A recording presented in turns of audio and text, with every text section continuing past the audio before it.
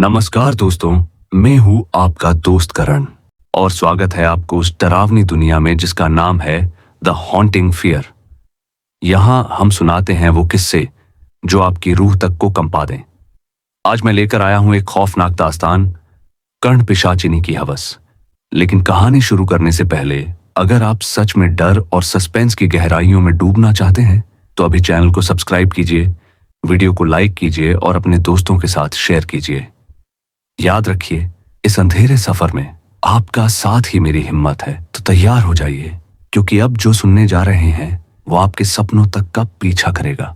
जो कहानी मैं आपको सुनाने जा रहा हूं वो सिर्फ एक कहानी नहीं बल्कि एक ऐसा जहर है जो कानों से होते हुए सीधा रूह तक उतर जाएगा। कहते हैं हर इंसान के मन में कहीं ना कहीं ये चाह छुपी होती है कि काश उसे अपने कल का पता चल जाए। लेकिन क्या आपने कभी सोचा है, अगर कोई अनदेखी शक्ति आपके कान के बिल्कुल पास आकर फुसफुसाने लगे, आपका बीता हुआ कल, आपका आज और आपका आने वाला कल, सब कुछ धीरे धीरे आपके कानों में उंडेल दे और वो फुसफुसाहट कभी थमे ही नहीं, दिन रात हर सांस के साथ आपके कानों में गूंजती रहे। सोचिए जरा, क्या आप पागल नहीं हो जाएंगे? यहीं से शुरू होती है ये कहानी। कहानी उस शक्ति की जिसका नाम है कर्ण पिशाचिनी। तंत्र मंत्र की दुनिया में इसके किस्से दबे छुपे जरूर सुनाई देते हैं। कहा जाता है जो इसे साथ ले उसके सामने हर इंसान की रूह नंगी हो जाती है। वो उसके अतीत, वर्तमान और भविष्य तक को किताब की तरह पढ़ सकता है। लेकिन हर शक्ति की एक कीमत होती है और कर्ण पिशाचिनी की कीमत सबसे भयानक है। वो सिर्फ ज्ञान नहीं देती, वो हर रात अपने साधक की रूह और जिस्म को जकड़ लेती है, उसकी हवस बुझाने आती है, उसे कैद कर लेती है अपने वासना भरे बंधनों में। और अगर कोई साधक एक भी रात उसकी इच्छा पूरी करने से चूक जाए तो उसका अंत इतना खौफनाक होता है कि उसकी चीखें हवाओं में घुल जाती हैं और पीछे रह जाता है सिर्फ उसकी परछाई। और यह कहानी है महाराष्ट्र रेलवे के एक साधारण टीसी आनंद चौधरी, जो इस हवस और डर की गिरफ्त में आकर ऐसे रास्ते पर चला जहां से कोई लौटकर कभी जिंदा नहीं आया। आनंद सिर्फ महाराष्ट्र का एक साधारण टीसी नहीं था, मध्य प्रदेश के मंदसौर के मशहूर आजिन चौधरी खानदान मायसौन से ताल्लुक रखता था। एक ऐसा खानदान जिसकी दौलत, शान शौकत और हवेली की चमक पूरे इलाके में मशहूर थी। पैसा, जमीन, नौकर चाकर, किसी चीज की कोई कमी नहीं थी। लेकिन कहते हैं ना, जब वक्त बदलता है तो सोने के महल भी राख हो जाते हैं। वैसा ही चौधरी परिवार के साथ हुआ। आनंद के पिता अपनी शौक बरस्तीन और बुरी आदतों में डूबे रहे। जुए, शराब और ऐशो आराम की हवस ने उनकी आंखें अंधी कर दी और जब बर्बादी की आग लगी तो उनका बेटा आनंद भी उसी राह पर चल पड़ा। देखते ही देखते चौधरी परिवार की इज्जत, शान और शौकत और दौलत सब कुछ राख में बदल गया। इतना ही नहीं, पुश्तैनी हवेली जो कभी गर्व की पहचान थी, कर्ज में डूबकर हाथों से निकल गई। और फिर जब घर से चूल्हा ठंडा हो गया और दीवारें वीरान होने लगी तो उसकी पत्नी भी उसे छोड़कर चली गई। अब बचा था सिर्फ एक टूटा हुआ आदमी जिसके भीतर हताशा, अकेलापन और अंधेरा पनपने लगा था। आनंद कई बार अपनी टूटी जिंदगी से तंग आकर मौत को गले लगाने का सोच चुका था, लेकिन हर बार उसके भीतर एक जहरीली उम्मीद उठती। शायद अगली बाजी में बड़ा दांव जीत लूं, शायद अगली रात किस्मत पलट जाए। यही उम्मीद उसकी आखिरी सांस बन चुकी थी। आखिर में उसे एक किराए में मकान में रहना पड़ा। लेकिन आनंद हमेशा अपने महल को वापस लेने की ख्वाहिश रखता था। लेकिन उसे नहीं पता था कि वो रात तो बहुत कुछ देने वाली है, या फिर ये कहे कि उससे बहुत कुछ लेने वाली थी। उस रात किस्मत उसके लिए कुछ और ही लेकर आई थी। ट्रेन कल्याण जंक्शन से छूटी और धीरे धीरे रात की गिरफ्त में समा गई। ठंडी हवा खिड़कियों से भीतर घुस रही थी और डिब्बे का सन्नाटा एक अजीब सी बेचैनी फैला रहा था। टॉर्च की रोशनी सीटों पर तैर रही थी। तभी आनंद की नजर आखिरी कोने पर गई। वहां इतना गहरा अंधेरा था कि लगा मानो रोशनी भी उस हिस्से से डर रही हो। और तभी उसकी रीढ़ की हड्डी में ठंडी बर्फ सी सिहरन दौड़ गई।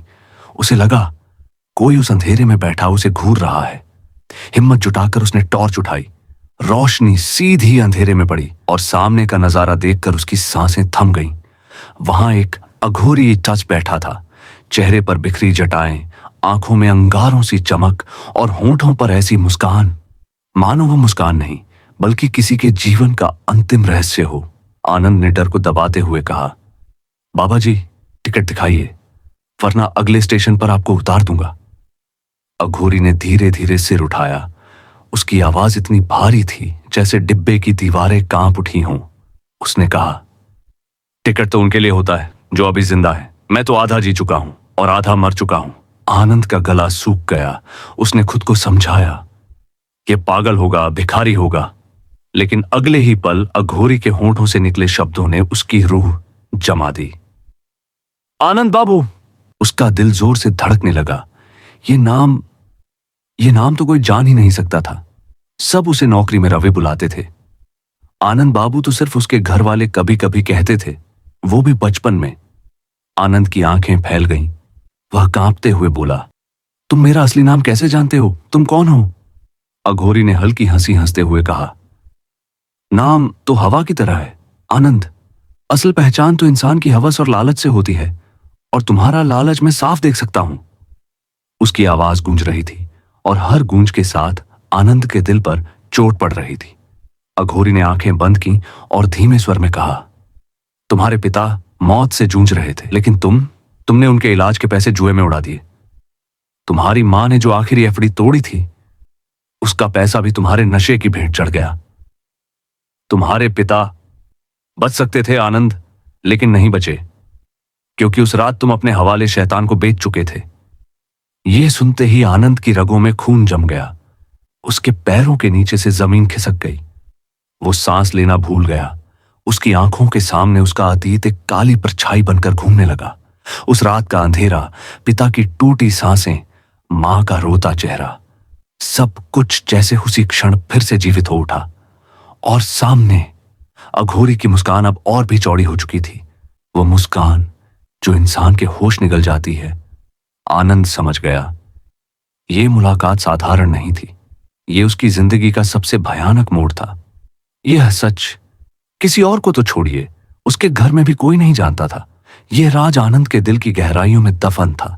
जुए की उस काली रात का राज, जब उसने मां से झूठ बोला था और पिता को मौत के मुंह में धकेल दिया था। आज सालों बाद वहीं झकमा घोरी ने उसके सामने खोल दिया। आनंद कांप रहा था। उसकी आंखें फैल गईं। कौन हो तुम? तुम्हें यह सब कैसे पता? अघोरी की आंखें खुली। उन आंखों में गहराई नहीं, बल्कि काली खाइन थी। इतनी गहरी कि अगर कोई झांके तो सीधे पागल हो जाए।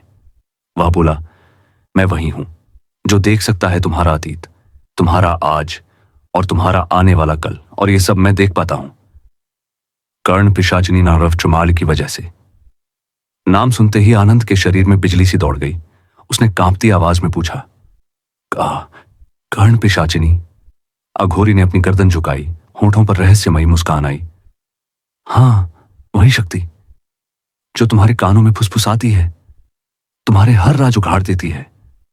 उसकी फुसफुसाहटें किसी की जिंदगी बचा सकती हैं या फिर उसे नरक बना सकती हैं, लेकिन उसकी कीमत है। वो हर रात तुम्हारे पास आती है, तुम्हारे जिस्म से अपनी हवस बुझाती है, और अगर एक भी रात उसकी इच्छा अधूरी रह गई तो मौत भी तुम्हारे लिए छोटी सजा लगेगी। आनंद की कनपटियों पर पसीने की बूंदें चमक रही थीं। उसके गले से आवाज नहीं निकल रही थी, लेकिन भीतर से लालच आग की तरह फूट रहा था। उसने बमुश्किल कहा, क्या यह विद्या कोई भी सीख सकता है? अघोरी ने ऐसी हंसी हंसी मानो अंधेरा भी थरथरा उठा हो। हां, सीख सकता है, लेकिन कीमत चुकाने का साहस चाहिए। यह वरदान नहीं, श्राप है। जो इसे साध लेता है, उसकी जिंदगी कभी पहले जैसी नहीं रहती। आनंद ने हिम्मत करके कहा, अगर आप चाहें तो मुझे भी यह विद्या दे दीजिए। उसकी आंखों में डर से ज्यादा लालच चमक रहा था। अघोरी ने देर तक उसे घूरा, फिर धीमी आवाज में बोला, सोच लो आनंद, एक बार रास्ते पर कदम रख दिया तो वापस मुड़ना नामुमकिन है। कर्ण पिशाचिनी हर सांस के साथ तुम्हारे साथ होगी। दिन हो या रात, तुम्हारे कानों में उसकी फुसफुसाहट गूंजेगी। तुम्हें सब कुछ पता होगा, लेकिन बदले में हर रात तुम्हें उसका बनना होगा। अगर तुम विरोध करोगे तो तुम्हारी मौत इतनी दर्दनाक होगी कि तुम्हारी आत्मा भी उसकी कैद से कभी आजाद नहीं हो पाएगी। आनंद के भीतर दो आवाजें लड़ रही थीं। एक कह रही थी भागो, दूसरी कह रही थी यहीं रुको। गरीबी, कर्ज और अकेलापन उसकी रग रग में जहर की तरह भर चुका था। उसका लालच अब डर पर भारी पड़ रहा था। अघोरी ने उसकी आंखों में झांकते हुए कहा, मेरे बुलावे का इंतजार करना आनंद बाबू। जब समय आएगा मैं तुम्हें बुलाऊंगा, और याद रखना, उस वक्त लिया गया फैसला तुम्हारा आखिरी फैसला होगा। इतना कहकर वह उठ खड़ा हुआ। उसकी छाया डिब्बे की दीवारों पर लंबी होती गई। आनंद घबरा कर बोला, लेकिन बाबा, कब, कहां आना होगा मुझे? अघोरी बिना मुड़े दरवाजे की तरफ बढ़ा। उसकी परछाई धीरे धीरे अंधेरे में घुल गई। बस उसकी आवाज गूंजी, मेरे बुलावे का इंतजार करना। अगले ही पल ट्रेन प्लेटफॉर्म पर रुकी।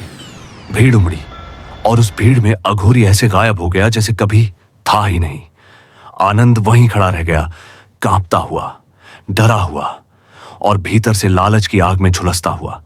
4 दिन तक उसे चैन नहीं मिला। हर स्टेशन पर, हर भीड़ में वह उस अघोरी को ढूंढता रहा। हर रात खिड़की से बाहर अंधेरे में झांकता, लेकिन उसकी आंखों को बस खालीपन मिलता। 5वीं रात थी, आधी रात का वक्त। कमरे में गहरा सन्नाटा फैला था। बाहर की हवा पर्दों को हिला रही थी। आनंद थका हारा ड्यूटी से लौटा और सिगरेट पीते पीते नींद में डूब गया। और तभी क्रिंग क्रिंग, कमरे का टेलीफोन अचानक बज उठा। उसकी तेज घंटी ने नींद चकनाचूर कर दी। आनंद ने कांपते हाथों से रिसीवर उठाया, नींद भरी आवाज में कहा, हेलो, कौन? दूसरी तरफ से वही भारी खौफनाक आवाज आई, आनंद बाबू, इतनी जल्दी भूल गए? मैंने कहा था मेरे बुलावे का इंतजार करना। वक्त आ गया है, 2 दिन बाद अमावस्या है। रात के ठीक 2 बजे चंदवाड़ा के पुराने कब्रिस्तान में आ जाना। मैं वहीं तुम्हारा इंतजार करूंगा। और फिर लाइन कट गई। सन्नाटा छा गया। लेकिन उस सन्नाटे में भी आनंद को ऐसा लगा जैसे रिसीवर से कोई फुसफुसा रहा हो, उसके कानों के बिल्कुल पास, धीमे धीमे, आनंद बाबू, आनंद बाबू। उसका दिल सीने से बाहर निकलने को था। उसने रिसीवर गिरा दिया, लेकिन फुसफुसाहट अभी भी उसके कान में गूंज रही थी। और उसी पल आनंद समझ गया, उसकी जिंदगी का सबसे खतरनाक अध्याय अब शुरू हो चुका है। इतना कहकर फोन कट गया। रिसीवर से आती रातम पिड़ायल टोनम पूरे कमरे में गूंज रही थी, जैसे किसी श्मशान से आती घंटियों की प्रतिध्वनि हो। आनंद के रोंगटे खड़े हो गए। उसके दिल की धड़कन इतनी तेज थी मानो सीना फाड़कर बाहर निकल जाएगी। डर और उत्साह दोनों एक साथ उसकी नसों में दौड़ रहे थे। उसने सिगरेट की राख झाड़ी और खिड़की से बाहर झांका। बाहर खूब अंधेरा था। कुत्तों के रोने की आवाज दूर से सुनाई दे रही थी, जैसे वे किसी अनहोनी को भांप चुके हों। 2 दिन बाद अमावस्या की रात आ गई। आकाश में एक भी तारा नहीं था। पूरा आसमान बेद स्याही जैसा काला मेलर था। शहर की रोशनी कब्रिस्तान तक नहीं पहुंचती थी। आनंद अपनी पुरानी कार लेकर चंदवाड़ा के सुनसान इलाके की ओर बढ़ रहा था। हेडलाइट्स धूल और धुंध के बीच से मुश्किल से रास्ता दिखा रही थी। घड़ी में 1:30 तातम थे। हवा में एक अजीब ठंडक थी, जैसे हर सांस के साथ कोई अदृश्य डर उसके फेफड़ों में उतर रहा हो। कब्रिस्तान का गेट टूटा फूटा था। लोहे की सलाखें जंग से लाल हो चुकी थीं और गेट पर लटकता पुराना ताला हवा के साथ टकराकर खट खट खट खट की आवाज कर रहा था। उसने गाड़ी रोकी, गहरी सांस ली और गेट पार किया। सामने फैला अंधेरा उसके भीतर कंपकंपी भरने के लिए काफी था। बरगद के पेड़ हवा में हिल रहे थे। उनकी शाखाएं कंकाल जैसी लग रही थीं। उल्लू की हूक बार बार सुनाई दे रही थी और हर आवाज मानो उसकी आत्मा को काट रही थी। वह धीरे धीरे कब्रिस्तान के भीतर दाखिल हुआ। हर कदम पर जमीन चरमराती, सूखे पत्तों की खड़खड़ाहट गूंजती। हवा में सड़ी हुई लाश की गंध तैर रही थी। उसने घड़ी देखी, 1:45। अभी 15 मिनट बाकी थे। अचानक उसके कानों में धीमी धीमी आवाज पड़ी, जैसे कोई मंत्र जप रहा हो। उसकी सांसें थम गईं।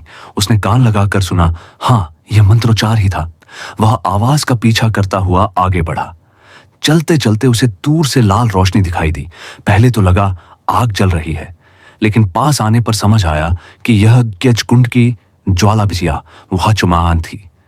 सामने का दृश्य देखकर उसका खून जम गया। एक विशाल बरगद के नीचे अघोरी पद्मासन में बैठा था। उसके सामने यज्ञ कुंड जल रहा था। आग की लपटें हवा में तैर रही थीं। धुएं में गंधक और जलते मांस की बदबू घुली हुई थी। यज्ञ कुंड के दाहिने तरफ जमीन पर एक नग्न शव पड़ा था, एक जवान लड़की का शव। उसके लंबे बाल जमीन पर बिखरे थे। चेहरा शांत था, मानो वह सो रही हो, लेकिन उसकी निस्पंद देह देखकर आनंद के पैरों में जान नहीं रही। शव के आसपास राख और अधजली हड्डियों के टुकड़े बिखरे हुए थे। हवा में कराहने जैसी आवाज घुली हुई थी, मानो इन हड्डियों में अब भी किसी की आत्मा फंसी हो। आनंद कांपते हुए खड़ा रह गया। उसके भीतर डर और लालच की लड़ाई शुरू हो गई। अघोरी ने अचानक आंखें खोली। उन आंखों में अखाई जैसी गहराई मौट थी। उसने धीमी गहरी आवाज में कहा, आ गए आनंद बाबू, ठीक समय पर, अब यहां बैठो। उसने अपने सामने बिछे काले कपड़े की ओर इशारा किया। वह कपड़ा उस शव के बिल्कुल सामने बिछा था। आनंद के गले से थूक तक नहीं उतर रहा था। फिर भी जैसे किसी अदृश्य शक्ति ने धकेला हो, वह धीमे कदमों से आगे बढ़ा और काले कपड़े पर बैठ गया। अघोरी ने मंत्रोच्चार तेज कर दिया। यज्ञ कुंड की लपटें और ऊंची उठी, हवा और भारी हो गई। धूप घी की खुशबू अब सड़े हुए मांस की गंध में बदल चुकी थी। अचानक आनंद की नजर उस शव पर पड़ी। वह अब भी शांत था, लेकिन जैसे जैसे मंत्र की आवाज तेज होती गई, शव में हल्की हल्की हरकत होने लगी। उसकी त्वचा पीली से काली पड़ने लगी। चेहरा जो मासूम और देवी जैसा था, अब विकृत हो रहा था। होंठ फटकर खुल गए, दांत बाहर झांकने लगे। उसकी आंखें धीरे धीरे खुली, काली, गहरी, बेजान। उन आंखों से गाढ़ा काला तरल पे बहने लगा। वह तरल गालों से लुढ़क कर जमीन पर टपकता और जहां गिरता वहां से धुएं के साथ ही सड़ी हुई बदबू पा उठती। आनंद का दिल इतनी तेज धड़क रहा था कि उसे लगा अब भी सीना फट जाएगा। तभी शव के होंठ हिले और उसके कानों में धीमी फुसफुसाहट गूंजी, आप नंद बाबू। आनंद के हाथ कांप रहे थे। उसने अपने कान बंद करना चाहा, लेकिन मंत्रोच्चार की आवाज इतनी गहरी थी कि लगता था मानो उसकी नसों के भीतर घुसकर हड्डियों को खड़खड़ा रही हो। उसकी आंखें बंद करने की हिम्मत नहीं हो रही थी। वह देख रहा था, शव की उंगलियां धीरे धीरे अक्कड़ से खुल रही थीं। उसके बाल हवा में ऐसे लहरा रहे थे जैसे किसी अदृश्य हाथ ने पकड़कर झटका दिया हो। उसकी देह से खून और काले तरल का मिश्रण रिसकर यज्ञ कुंड की अग्नि में टपक रहा था। जैसे ही वह खून अग्नि से मिला, लपटें अचानक और भी लाल हो गईं, मानो इंसानी खून ने आग को और उग्र बना दिया हो। आग से उठते धुएं में आकृतियां उभरने लगीं। चेहरे, चीखते हुए जलते हुए चेहरे। उनकी आंखें सीधे आनंद की आत्मा में घुस रही थीं। अघोरी अब पूरी तन्मयता से मंत्र पढ़ रहा था। उसकी आवाज इतनी भारी थी कि चारों तरफ के पेड़ हिलने लगे, जैसे पूरा कब्रिस्तान उसकी गूंज से कांप रहा हो। अचानक अघोरी ने आंखें खोली। उसकी नजरें आनंद पर खड़ी, गहरी, डरावनी और आग जैसी जलती हुई। उसने हाथ उठाया और गंभीर स्वर में कहा, आनंद बाबू, अब यह शक्ति तुम्हारी है। कर्ण पिशाचिनी अब तुम्हारे जीवन का हिस्सा बन चुकी है। आनंद हक्का बक्का रह गया। उसी पल उसके कानों में एक खूंचती स्वर गूंजा, धीमा, मोहक, लेकिन खून जमा देने वाला। मैं आ गई हूं, अब तुम मेरे हो। उसकी रीढ़ की हड्डी बर्फ जैसी ठंडी हो गई। दिल धड़कना भूल गया।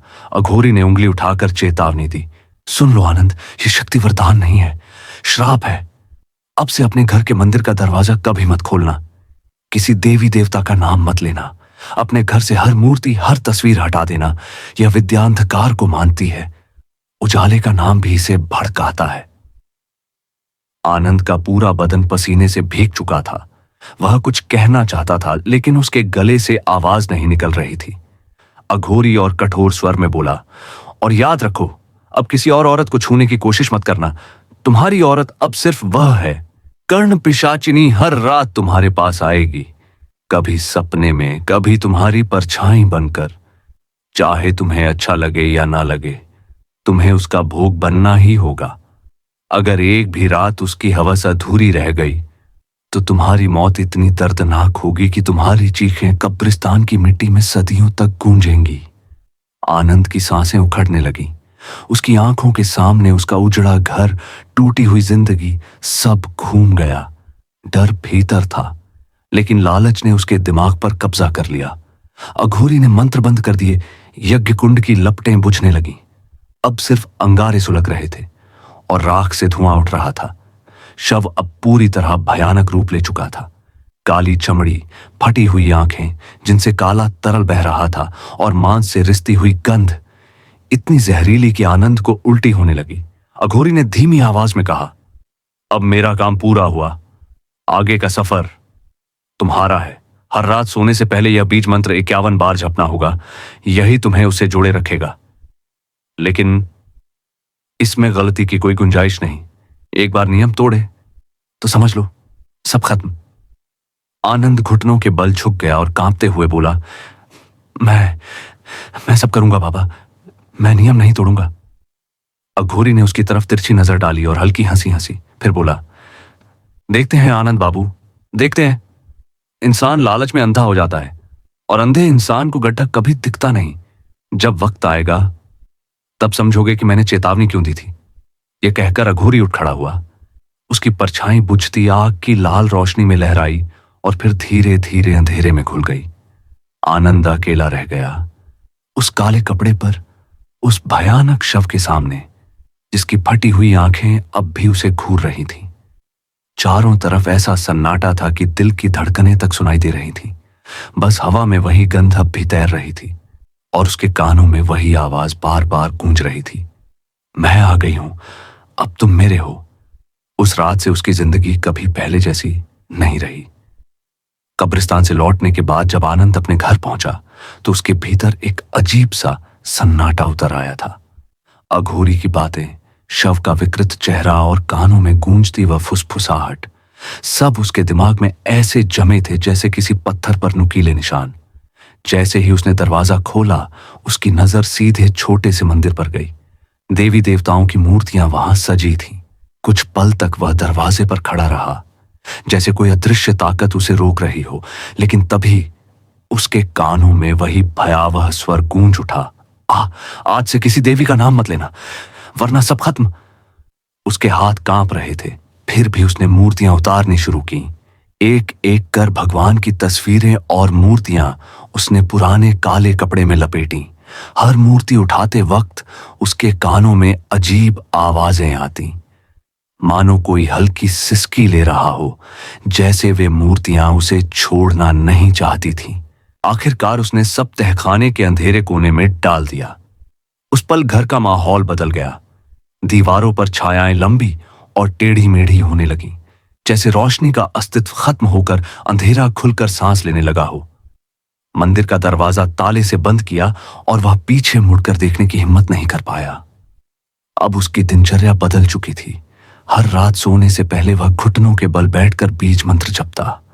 धीमी आवाज में कमरा अंधेरे में डूबा रहता और उसकी परछाई दीवारों पर थरथराती हुई नाचती रहती। शुरुआत के कुछ दिन कुछ नहीं हुआ, बस थकान, बेचैनी और ऊब। कभी कभी उसे लगता शायद अघोरी ने उसके साथ छल किया, लेकिन हर बार जब वह छोड़ने की सोचता वही फुसफुसाहट लौट आती, मैं आ गई हूं, अब तुम मेरे हो। यह आवाज इतनी सम्मोहित कर देती कि वह मजबूर होकर मंत्र जाप करता रहा। धीरे धीरे उसकी नींद टूटने लगी। कभी उसे लगता कोई महिला साया उसके कानों के पास झुककर सांस ले रहा है। कभी आईने में एक झलक दिखती, लंबे काले बाल, लाल चमकती आंखें, लेकिन पलक झपकते ही गायब। एक रात ट्रेन की ड्यूटी पर, ट्रेन सामान्य रफ्तार से चल रही थी। लोग बातें कर रहे थे, बच्चे खेल रहे थे। अचानक शोर उठा। एक महिला अपनी सीट पर रो रही थी, मेरी सोने की चैन चोरी हो गई है, गले से निकाल ली और मुझे पता भी नहीं चला।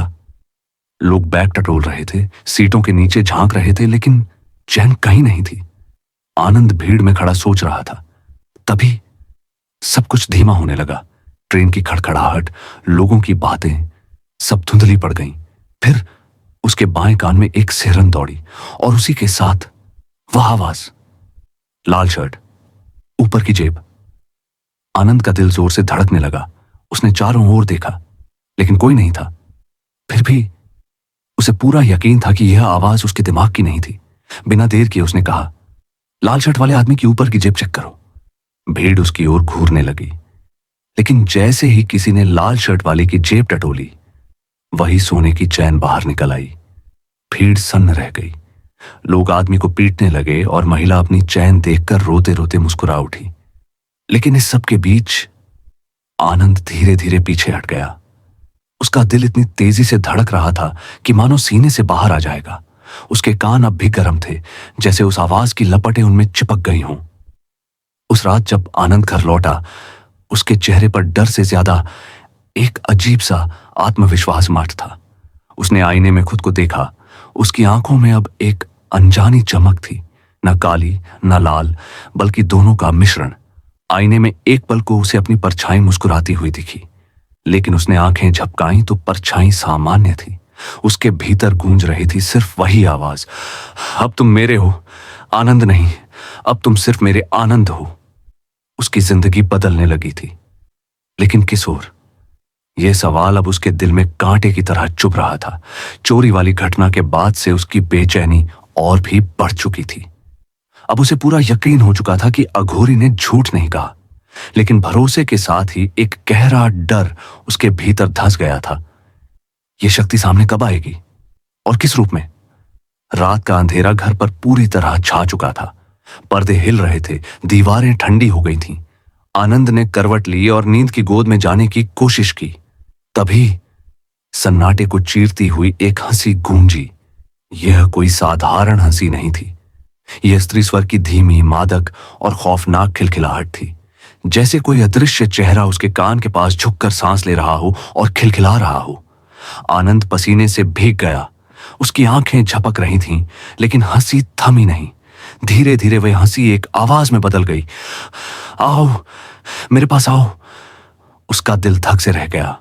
उसने बिस्तर से उठकर ध्यान लगाया। आवाज तहखाने के पास वाले कमरे से आ रही थी, वही कमरा जिसे उसने सालों से बंद कर रखा था। उसके कदम अनजाने में उस ओर बढ़ने लगे। दरवाजे तक पहुंचते ही भीतर से एक ठंडी हवा का झोंका आया, इतना ठंडा कि उसकी सांसें जमने लगी। उसने कांपते हाथों से दरवाजा खोला। अंदर का अंधेरा गुफा जैसा गाढ़ा था। मोबाइल की टॉर्च ऑन की, लेकिन रोशनी उस स्याही जैसे अंधेरे को चीर नहीं पा रही थी। अचानक कोने में एक हल्की चमक दिखी। आनंद ने टॉर्च उस ओर घुमाई और उसकी सांस अटक गई। वहां एक औरत खड़ी थी, इतनी सुंदर कि आंखें थम जाएं। दूध जैसी चमकदार त्वचा, गहरी काली आंखें जिनमें अजीब सा रहस्य छुपा था, और होंठ लाल गाढ़े, मानो ताजा खून से रंगे हों। उसकी काया इतनी मोहक थी कि आनंद चाहकर भी नजरें नहीं हटा पा रहा था। वह औरत धीरे धीरे उसकी ओर बढ़ी। उसके कदमों की आहट नहीं थी, लेकिन हवा भारी और बदबूदार होने लगी थी। उसकी आवाज मधुर थी, मगर उसमें एक डरावनी ताकत छिपी थी।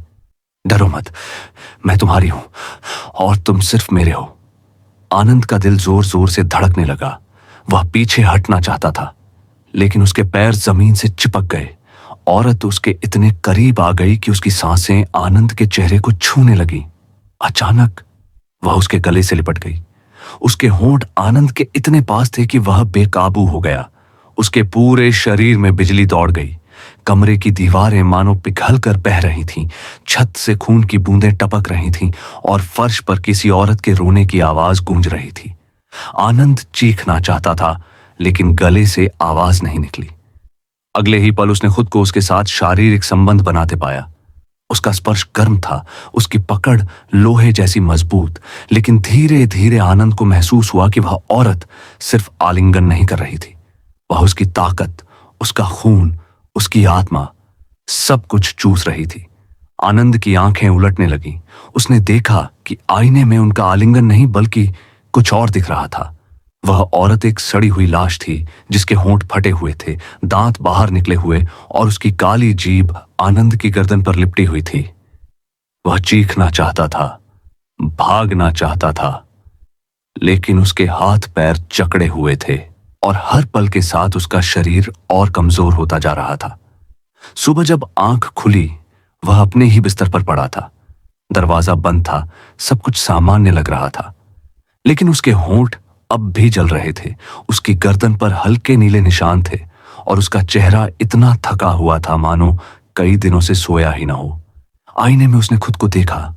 उसकी आंखें लाल थीं और गाल पीले पड़ गए थे। लेकिन सबसे डरावनी बात, आईने में उसके पीछे वही औरत खड़ी थी, धीरे से मुस्कुराती हुई। पलक झपकते ही वह गायब हो गई। अब यह रोज का सिलसिला था। हर रात वह आती।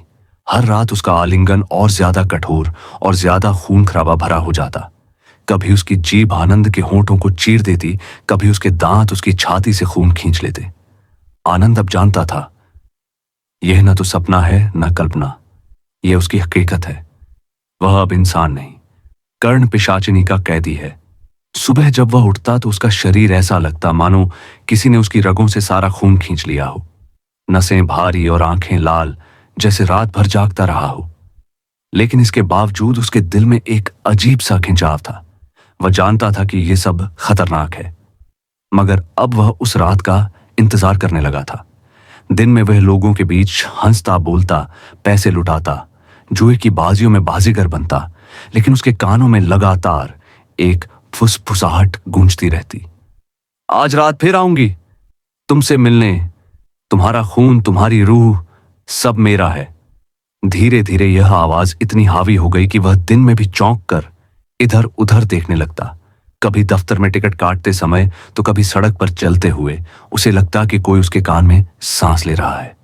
शुरुआत में उसने इस शक्ति का इस्तेमाल सिर्फ जुए तक किया, लेकिन जैसे जैसे उसकी हवस और लालच बढ़ता गया, वैसे वैसे वह और आगे बढ़ने लगा। अब वह लोगों का मन पढ़कर उनके राज खोलने लगा। किसी की बेवफाई, किसी की चोरी, किसी का गुप्त खजाना, सब कुछ उसे सुनाई देने लगा। वह इन राजों को अपने फायदे के लिए इस्तेमाल करने लगा। लोग उसके सामने झुकने लगे, लेकिन हर जीत की रात उसका खून और आत्मा पिशाचिनी के हवाले हो जाती। उसका शरीर टूटता और उसकी रगों में ठंडक भर जाती, जैसे बर्फ का पानी दौड़ रहा हो। कई बार रात को वह नींद से चीखते हुए उठ जाता, क्योंकि उसे लगता कि कोई उसकी छाती पर बैठा है और उसका दम घोंट रहा है। जब आईने में देखता तो गले पर गहरे लाल निशान और होंठों पर खून के दाग होते। उसकी पत्नी ने यह सब देखना शुरू कर दिया था। कई बार रात में तहखाने के कमरे से सिसकियों और हंसी की आवाजें आती। उसने दरवाजा खोलने की कोशिश की, लेकिन अंदर से जैसे 100 हाथ उसे धकेल देते। एक रात वह दरवाजे के पीछे खड़ी रही। तभी अचानक उसने सुना, तुम्हारा पति अब मेरा है, उसकी रूह, उसका खून, सब कुछ, और अगला नंबर तुम्हारा है। पत्नी का खून जम गया। उसने कांपते हुए दरवाजे पर थपकी दी, लेकिन अंदर से बस कराहने और अजीब सी गुर्राहट की आवाज आई। आनंद की आंखों में अब इंसानियत कम और हैवानियत ज्यादा दिखने लगी थी। पैसे का नशा और पिशाचिनी की हवस ने उसे एक ऐसा रूप दे दिया था जिससे उसकी पत्नी डरने लगी। वह अब इंसान कम और किसी दानव का सेवक ज्यादा लगने लगा था। फिर आई वो रात जिसने उसकी जिंदगी का संतुलन तोड़ दिया। शराब के नशे में चूर होकर आनंद तहखाने में गया और पिशाचिनी को ललकार कर बोला, आज मैं तेरी शर्त नहीं मानूंगा, तू मुझे गुलाम नहीं बना सकती। उसके इतना कहते ही कमरे का अंधेरा अचानक जिंदा हो उठा। दीवारों से खून रिसने लगा, हवा में बदबू भर गई और पिशाचिनी प्रकट हुई, लेकिन इस बार उसका रूप वही मोहक नहीं था। उसके लंबे दांत बाहर निकले थे, आंखें आग की तरह जल रही थीं और उसका पूरा शरीर काले धुएं में लिपटा हुआ था। वह चीखी, गुलाम बनने का फैसला तुमने नहीं किया था, यह मैंने किया था, और अब बगावत की कीमत मौत नहीं, उससे भी बदतर होगी। उस रात जो हुआ उसने आनंद की जिंदगी हमेशा के लिए बदल दी। पहले दिन की चीखें तो सिर्फ शुरुआत थी। दूसरे दिन जब पत्नी दरवाजे से कान लगाकर सुनी तो आवाजें बदल चुकी थीं। अब वहां सिर्फ आनंद की चीखें नहीं थीं, बल्कि कई अलग अलग अजीब आवाजें भी थीं, जैसे औरतों की हंसी, बच्चों की रोने की सिसकियां और बीच बीच में जानवरों की गुर्राहट। कभी लगता जैसे 100 लोग मिलकर एक साथ मंत्र बुदबुदा रहे हों। पत्नी के कान सुन्न पड़ गए। तीसरे दिन माहौल और भी भयावह हो गया। दीवारों पर अचानक खून की पतली धारियां रिसने लगी। खून टपक टपक कर फर्श पर गिरता और वहां अजीब से निशान बनाता, जो देखने में किसी तांत्रिक यज्ञ के चिन्ह लगते। पत्नी ने डर से आंखें बंद कर लीं, लेकिन जब खोली तो देखा वे निशान हिल रहे थे, जैसे जीवित हों और धीरे धीरे दरवाजे की ओर रेंग रहे हों। कमरे के भीतर से अब आनंद की आवाज नहीं, बल्कि उसकी कराहों के साथ साथ एक औरत की हवस भरी हंसी गूंजने लगी। वह हंसी इतनी डरावनी थी कि पत्नी की रूह कांप गई। कभी कभी वह हंसी अचानक रुक जाती और अगले ही पल खून जमा देने वाली चीख सुनाई देती। चौथे दिन पत्नी ने देखा कि घर की खिड़कियों पर परछाइयां नाच रही हैं। बाहर कोई नहीं था, लेकिन दीवारों पर औरतों के लंबे बालों वाली आकृतियां हिलती डुलती नजर आ रही थीं।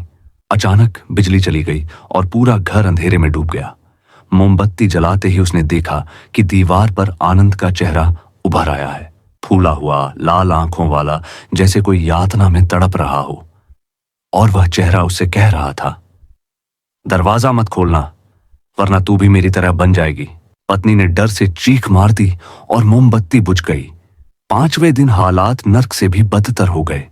कमरे से अब इंसानी आवाजें नहीं, बल्कि जानवरों जैसी गुर्राहट और हड्डियां चटकने की आवाजें आने लगीं।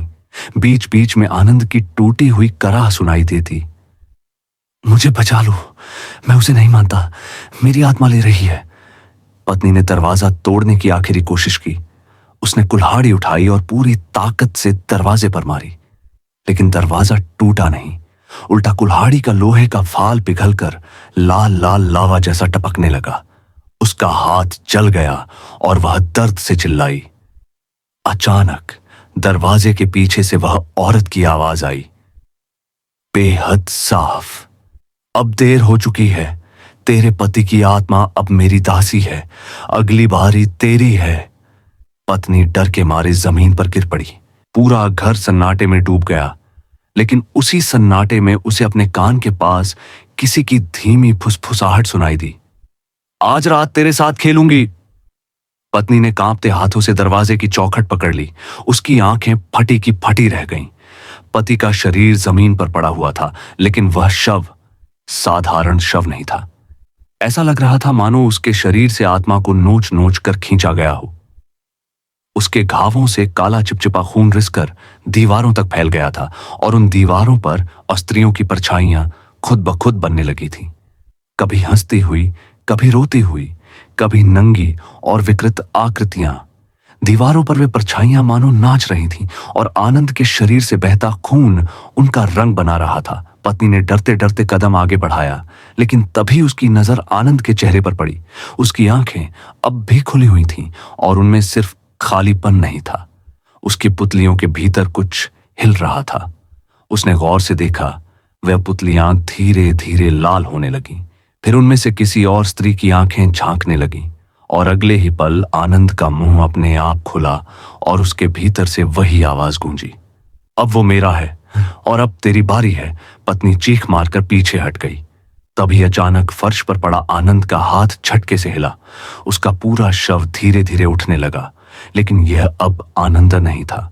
उसका शरीर मुड़ा तुड़ा, हड्डियां चटकती हुई, जैसे किसी ने उसे उल्टा मोड़ दिया हो। उसका लहूलुहान चेहरा अब एक औरत के चेहरे में ढल रहा था। लंबे काले बाल, लाल होंठ और आंखों में वही हवस की चमक। पत्नी समझ चुकी थी, कर्ण पिशाचिनी अब उसके पति के शरीर में आ चुकी है। कमरे का अंधेरा और गहरा हो गया। चारों ओर से फुसफुसाहटें गूंजने लगीं। तूने उसे भगवान के पास लौटा दिया, तूने नियम तोड़ा, अब तू भी उसी में शामिल होगी। पत्नी कांपते हुए पीछे हट रही थी। उसके पैर लड़खड़ाए और वह दरवाजे की चौखट से टकरा गई। सामने आनंद, या कहो पिशाचिनी का नया रूप, धीरे धीरे उसकी ओर बढ़ रहा था। उसकी आंखों से खून टपक रहा था और हर कदम पर जमीन पर लाल पंजों के निशान बनते जा रहे थे। पत्नी ने कांपते हुए हाथ जोड़ लिए और रोते हुए कहा, भगवान बचा लो मुझे। इतना कहना था कि अचानक कमरे के बीचों बीच जली हुई अगरबत्ती और टूटा हुआ दिया अपने आप जल उठा। रोशनी फैली और पिशाचिनी का वह विकराल रूप कुछ पल के लिए रुक गया। उसकी आंखें गुस्से से और भी लाल हो गईं। उसने दहाड़ते हुए कहा, भगवान को पुकारा तूने, अब तेरी मौत और भी भयानक होगी। अगले ही पल घर की खिड़कियां अपने आप बंद हो गईं। दरवाजे जोर से पटककर बंद हो गए और पूरा घर एक शवगृह में बदल गया। दीवारों से टपकता खून, हवा में गूंजती स्त्रियों की चीखें और पति का वह विकृत रूप, अब सब मिलकर उसकी पत्नी को घेरने लगे थे। गांव की पंचायत ने जब तहखाने वाले कमरे को सील करने का आदेश दिया तो चारों ओर अजीब सन्नाटा छा गया। पर यह सन्नाटा सामान्य नहीं था। कमरे को सील करने के लिए जब मजदूर आए तो उनमें से एक ने हथौड़ा उठाते ही अचानक चीख मार दी। उसने कहा कि दीवार से किसी ने उसका हाथ पकड़ लिया है। सबने उसे पागल समझा, लेकिन जब उसके हाथ पर गहरे नाखूनों के निशान दिखे तो सबके रोंगटे खड़े हो गए। किसी तरह ताबूत जैसे मोटे ताले और लोहे की चादरों से तहखाना बंद कर दिया गया। उस रात पूरा गांव सोच रहा था कि अब शायद सब शांत हो जाएगा, लेकिन हुआ इसका उल्टा। सील करने के कुछ ही घंटे बाद उस कमरे से ठंडी सड़ी हुई हवा निकलने लगी। गांव वालों ने देखा कि घर की छत पर काले कौए मंडराने लगे, जबकि पास के किसी भी घर की छत पर एक भी कौआ नहीं बैठा। आधी रात को अचानक कमरे से भयानक धमाके की आवाज आई, जैसे किसी ने अंदर से जंजीरें तोड़ने की कोशिश की हो। ताले हिलने लगे, दीवारें कांपने लगीं और घर के बाहर खड़े लोग सहमक कर भाग गए। गांव में अफवाह और तेज हो गई। लोग कहने लगे, आनंद की आत्मा अब सिर्फ प्रेत नहीं बल्कि अघोरी और पिशाचिनी दोनों के श्राप में बंध चुकी है। उसकी आत्मा न तो स्वर्ग जा सकती है न नरक। वह अब इस धरती पर ही भूखी प्यासी भटकने को मजबूर है। लेकिन सबसे भयानक बदलाव आनंद की पत्नी में आया। वह दिन ब दिन और अजीब होती जा रही थी। उसकी आंखें लाल रहने लगीं। रात को वह अचानक घर की छत पर खड़ी दिखाई देती और हवा में बड़बड़ाती रहती। वो आया है, वो मुझे बुला रहा है, तहखाने से पुकार रहा है। लोगों ने कई बार सुना कि वह आधी रात को कमरे के ताले पर माथा पटकती और कहती, मुझे खोलने दो, मैं उसे देखना चाहती हूं। गांव की बूढ़ी औरतें कहने लगीं कि अब पिशाचिनी ने पत्नी को भी अपने कब्जे में लेना शुरू कर दिया है। वह आनंद की आत्मा का इस्तेमाल उसकी पत्नी को लुभाने के लिए कर रही है। फिर एक रात कुछ ऐसा हुआ जिसने पूरे गांव को दहला दिया। आधी रात को तहखाने का ताला खुद ब खुद खुल गया। किसी ने उसे तोड़ा नहीं था, लेकिन जब लोग सुबह देखने आए तो दरवाजा चौड़ा खुला था। भीतर का नजारा देखने की हिम्मत किसी की नहीं हुई, पर सबने साफ सुना था। रात भर उस घर से किसी औरत के हंसने की आवाजें और मर्द की दर्दनाक चीखें आती रहीं। सुबह जब पत्नी घर से बाहर निकली तो उसके होंठों पर खून सना हुआ था। उसकी आंखें काली पड़ चुकी थीं और वह बड़बड़ाती जा रही थी, वो अब मुझ में है, मैं अब अकेली नहीं हूं। गांव वालों ने उसे पकड़ने की कोशिश की, लेकिन उसकी ताकत इतनी बढ़ चुकी थी कि उसने 4-5 आदमियों को एक झटके में धक्का देकर गिरा दिया। उसकी हंसी अब इंसानी नहीं थी, वह बिल्कुल उसी पिशाचिनी की तरह थी जिसकी कहानियां तंत्र मंत्र वाले भी सुनकर कांप जाते थे। अब गांव में कोई शक नहीं रहा। पिशाचिनी ने अपना नया साधक चुन लिया था। आनंद की मौत महज शुरुआत थी, असली खेल तो अब शुरू हुआ था।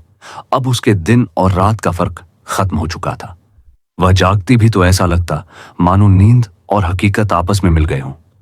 उसकी कलाई पर दांतों के निशान रहते, गले पर गहरे नील पड़ जाते और जांघों पर खून के धब्बे मिलते। लेकिन सबसे डरावनी बात यह थी कि जब वह आईने में खुद को देखती तो उसके पीछे अक्सर वही औरत खड़ी दिखती, दूध जैसी सफेद त्वचा, लाल होंठ और अंधेरे जितनी गहरी काली आंखें। लेकिन जैसे ही वह पलट कर देखती, वहां कोई नहीं होता। धीरे धीरे उसका शरीर भी बदलने लगा। उसके नाखून लंबे और काले हो गए थे, आंखों के नीचे काली परछाइयां गहराती जा रही थीं। वह अब इंसानी शक्ल से ज्यादा किसी परछाई जैसी लगने लगी थी।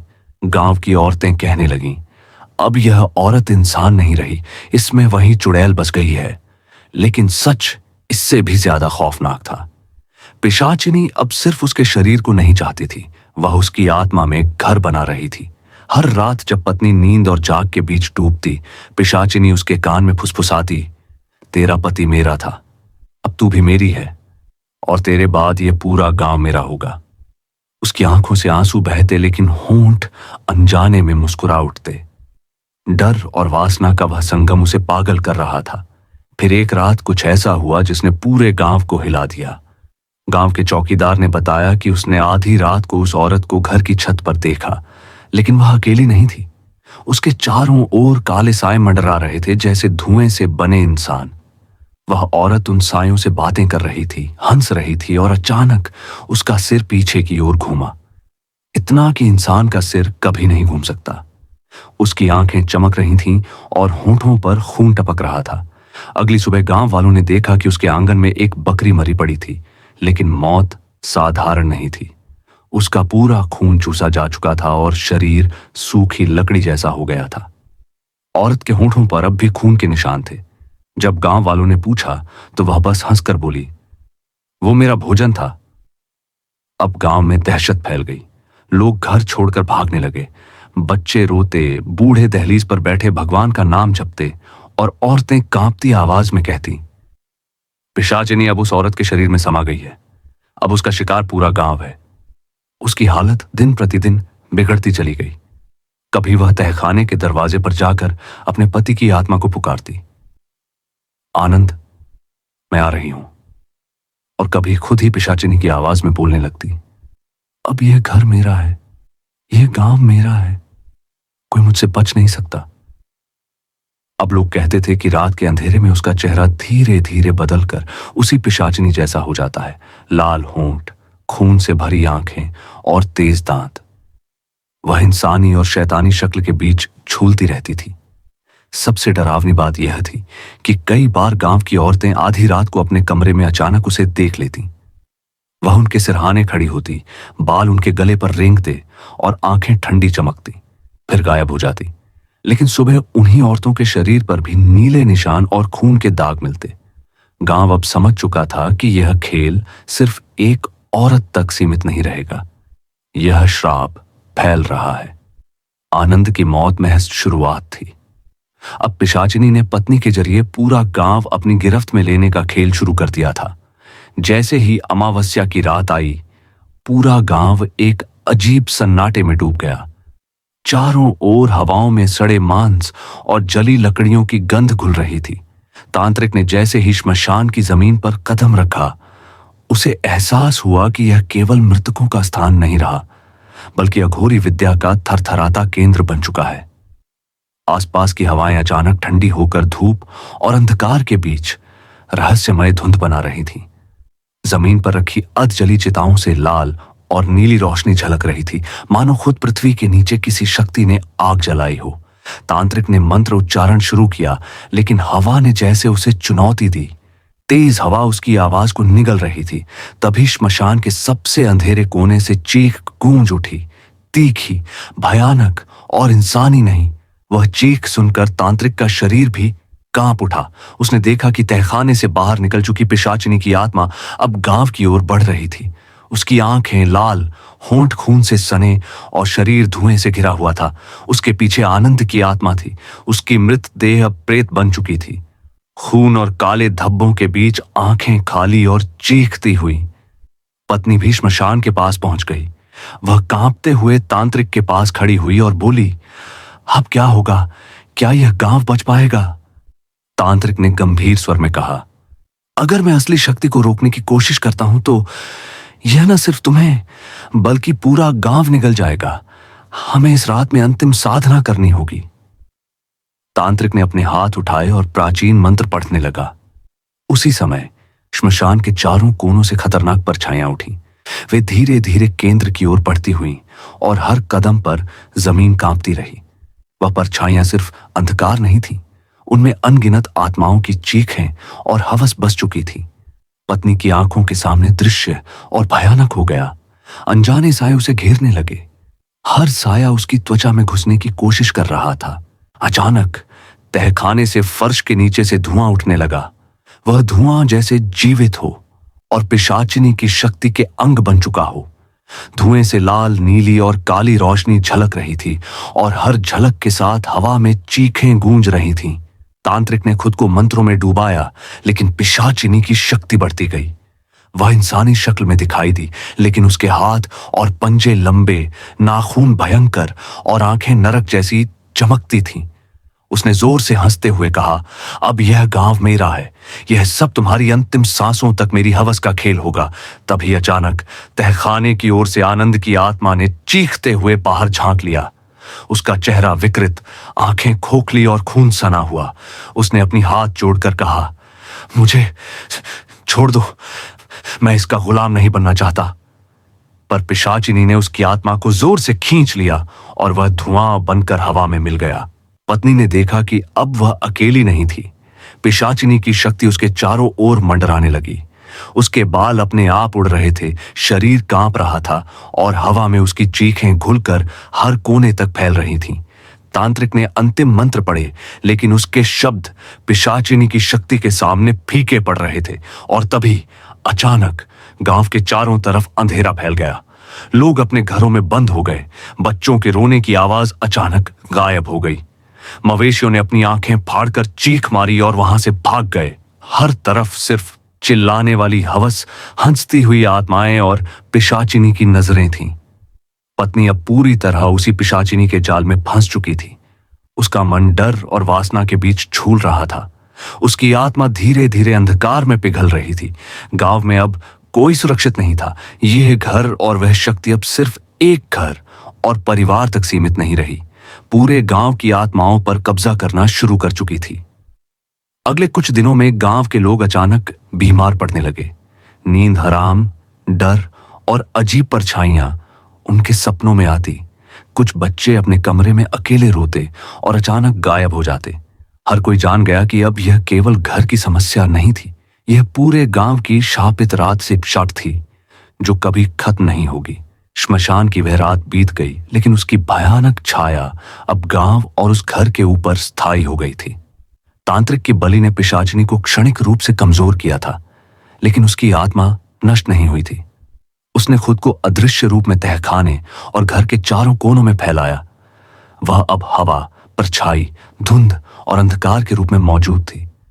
पत्नी, जो पहले इंसान थी, अब धीरे धीरे उसकी हवस और डर में खुलने लगी थी। रात होते ही उसके कमरे का अंधकार और गहरा होने लगा। उसकी आंखें लाल चमकती, होंठ बुरी तरह सूजे हुए और शरीर पत्थर की तरह जमने लगा। अब उसकी नींद कभी शांत नहीं रहती थी। वह हर रात पिशाचिनी के अदृश्य हाथों से खींची जाती, उसके बाल खींचे जाते और कभी कभी वह अपने पति की चीख सुनती, जो अब प्रेत बन चुका था।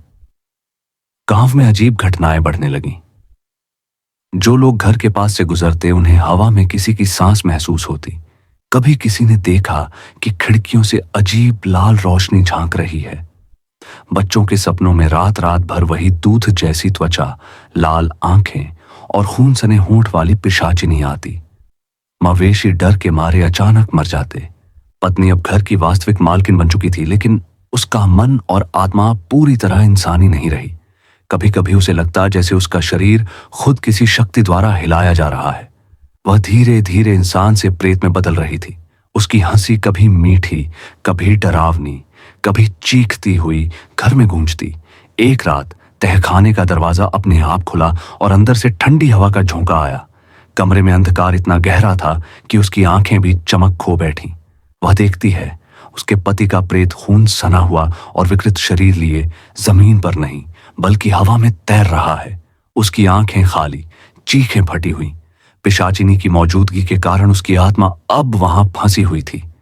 पत्नी को लगा जैसे कोई अदृश्य शक्ति उसके चारों तरफ मंडरा रही है। कभी उसके बाल उठते, कभी शरीर अपने आप मुड़ता। वह चीखना चाहती, भागना चाहती, लेकिन पिशाचिनी की पकड़ उसे हर बार रोक देती। धीरे धीरे उसका दिमाग पागलपन और हवस के बीच फंस गया। अब वह रात में बाहर भी निकलती, हवाओं में बातें करती और अजीब हंसी गूंजती। पड़ोसी उसकी आवाज सुनकर घरों में छुप जाते। समय बीतता गया। वह अब रात और दिन में विभेद नहीं कर पाती थी। दिन में भी उसे लगने लगा कि परछाइयां उसके चारों ओर घूम रही हैं। उसे कभी एहसास नहीं होता कि यह दृश्य सच है या भ्रम। तहखाने की मूर्तियां जो पहले शांत रहती थीं, अब उसके इशारे पर हिलती और दीवारों पर खून और धुएं की परछाइयां फैलती। गांव के लोग अब पूरी तरह डर गए। कोई घर के पास से नहीं जाता। स्कूल और दुकानें भी धीरे धीरे बंद होने लगी। कुछ ने दावा किया कि रात को घर से 3 तरह की आवाजें आती हैं। 1, चीखें जो आनंद की मृत आत्मा से आती हैं। 2, फुसफुसाहटें पिशाचिनी की हवस की। 3, हंसी पत्नी की जो अब धीरे धीरे प्रेत बन चुकी थी। एक रात गांव के बाहर से गुजरते लोग बताते हैं कि घर की खिड़कियों से लाल आंखें झांकती, दरवाजे अपने आप खुलते और बंद होते। कोई दरवाजा खोलने की कोशिश करता तो हवा में हाथ महसूस होते। बच्चों के साथ तो अब अजीब सपने रोज आते। कभी वह देखते कि उनका साथी गायब हो गया, कभी उनकी खुद की छाया उनके पीछे से हंस रही होती। पत्नी अब गांव में अदृश्य भय का प्रतीक बन चुकी थी। उसका शरीर मानो इंसानी था, लेकिन आत्मा पूरी तरह उस पिशाचिनी में समा चुकी थी। उसने अब खुद भी महसूस करना शुरू कर दिया कि उसकी जिंदगी अब अंधकार और चीखों की दुनिया में उलझ चुकी थी। श्मशान और तहखाने का यह खेल अब केवल उस घर तक सीमित नहीं था, यह धीरे धीरे पूरे गांव में फैल रहा था। हवा में अजीब बहक और गंध, छतों पर खून के धब्बे, खेतों में मरे मवेशी, सब उसी पिशाचिनी की शक्ति का निशान थे। अब यह स्पष्ट था, यह कहानी खत्म नहीं हुई थी। यह डर, हवस और पिशाचिनी की शक्ति अब गांव और उसके निवासियों की जिंदगी में स्थायी बन चुकी थी। अब उस घर के चारों ओर अजीब सी गंध फैली रहती थी, खून, सड़े मांस और धुएं का मिश्रण। रात होते ही हवा में फुसफुसाहटें गूंजने लगती। कभी यह आवाजें बेहद पास से आती, जैसे कोई कान के पास सिर फाड़कर फुसफुसा रहा हो। कभी यह दूर से आती, लेकिन इतनी गहरी कि दिल में डर की लहर दौड़ जाती। तहखाने का दरवाजा अब हमेशा बंद रहता, लेकिन उसकी दीवारों और ताले से अजीब कंपन होती। पत्नी, जो आधी पागल हो चुकी थी, कई बार रात में दरवाजे के पास जाती। जैसे ही वह ताले को छूती, उसका शरीर वहीं ठंडा और सुन्न हो जाता। कभी कभी उसे लगता जैसे अदृश्य हाथ उसके बाल खींचते, कभी गर्दन दबाते और कभी उसकी आत्मा को भीतर खींचने की कोशिश करते। एक रात पूरा गांव सन्नाटा था।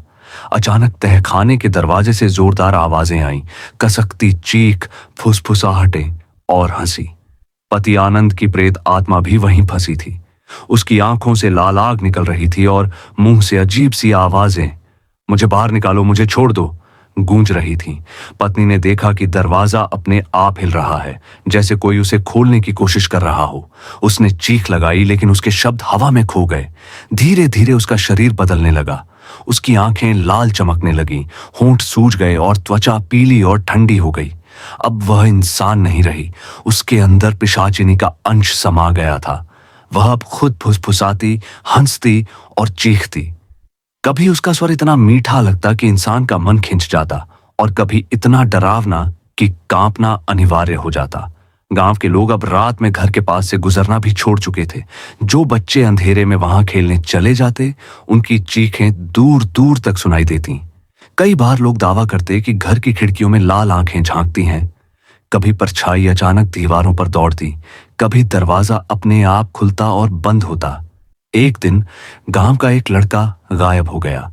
कहा जाता है कि उसने साहस करके तहखाने का ताला खोला था। उसके बाद उसका कोई पता नहीं चला।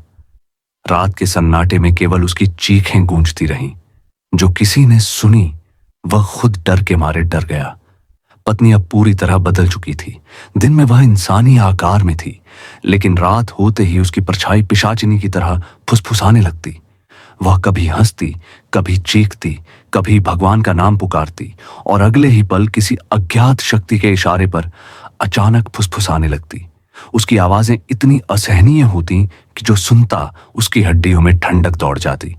गांव में धीरे धीरे यह मान्यता फैल गई कि यह घर अब केवल इंसानों का नहीं है। जो भी रात में उसके पास जाता, उसे पिशाचिनी और पत्नी की मिलीजुली उपस्थिति महसूस होती। दो आत्माएं, एक शापित और एक कैद, जो किसी भी जीव को अपनी गिरफ्त में लेने की क्षमता रखती है। अब घर में रात के समय यह दृश्य आम हो गया था। तहखाने का दरवाजा अपने आप खुलता और बंद होता। अजीब फुसफुसाहटें और हंसी गूंजती। दीवारों पर खून के धब्बे और अजीब परछाइयां बनती। पत्नी की आत्मा पूरी तरह पिशाचिनी की हवस में घुल चुकी थी। आनंद की प्रेतात्मा दरवाजे के भीतर चीखती और मदद की पुकार लगाती। गांव में जो लोग रात में भी उस रास्ते से गुजरते, वे महसूस करते कि हवा में किसी की सांसें चल रही हैं। कभी अचानक उनके बाल खिंचते, कभी पैरों में ठंडी हवा सी दौड़ जाती। लोग अब उस घर को देखकर सिर झुका लेते और बच्चों को सिखा देते कि उस रास्ते से कभी रात में ना निकले। सच यह था कि तक्षश्राप अब केवल घर तक सीमित नहीं था, यह धीरे धीरे पूरे गांव में फैल रहा था। हवा, अंधकार, चीखें, फुसफुसाहटें, लाल आंखों वाली परछाइयां और पिशाचिनी की हवस अब गांव के हर कोने में अपनी पकड़ जमा रही थी। जो भी घर के पास आता उसे महसूस होता कि कोई अदृश्य शक्ति उसका पीछा कर रही है। पत्नी अब केवल इंसानी रूप में नहीं रही, उसके शरीर और आत्मा दोनों पिशाचिनी के अंश में समा चुके थे। वह अब खुद एक जीवित श्राप बन चुकी थी, जो हर रात गांव के लोगों की नींद चुराती, उनके सपनों में घुसती और डर की परछाइयां छोड़ती।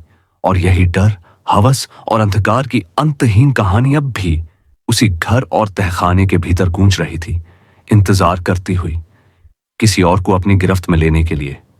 तो दोस्तों, ये कहानी आपको कैसी लगी? अपने विचार कमेंट में जरूर बताइए। अगर आप चाहते हैं कि हमारी अगली कहानी में आपका नाम और आपके शहर का नाम लिया जाए, तो अपने नाम और शहर का नाम कमेंट में जरूर साझा करें। तब तक के लिए हमारे साथ बने रहिए और याद रखिए, इस कहानी का असली डर तब महसूस होगा जब आप अपनी आंखों से सोचकर उसे महसूस करेंगे। शायद रात के सन्नाटे में आप भी किसी अदृश्य परछाई की फुसफुसाहट सुन पाएं।